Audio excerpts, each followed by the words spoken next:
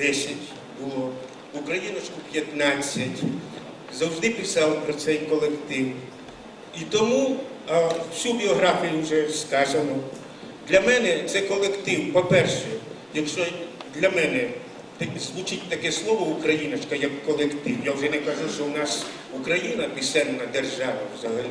Це споконвіку, ще держави не було, а ми вже співали, і Європа приїздила слухати до нас. Пісні наші, я перепрошую. І тому, щоб знову ж таки, ви прийшли не мене слухати, а прийшли слухати українську народну пісню. А україночка несе, по-перше, українську народну пісню, українську сучасну пісню. І мої пісні, і я чимало нагрішив у жанрі пісні, я перепрошую, і через те мені дуже приємно, щоб не забирати вашого часу, я ще раз скажу, україночка – це голос, україночка – це артистизм, україночка – це краса, україночка – це стрункість. І ви все це побачите без мене і на власні очі.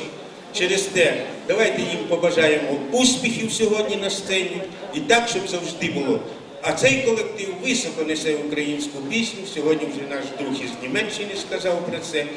Єдине, що якщо вже на те пішло, якщо як будеш їхати знову до Німеччини, та і я трошки там архітектури побачу, піднесу валізу, піднесу трошки валізу вашим, співачкам вашим, а всім вам добра, гарного літа, хай ваші сади родять, хай на градці все родиться, хай сіється і плодиться, щоб хліб родився, а скот телився, а корові догорі хвости носили, а нас частіше в гості просили. Спасибі за увагу.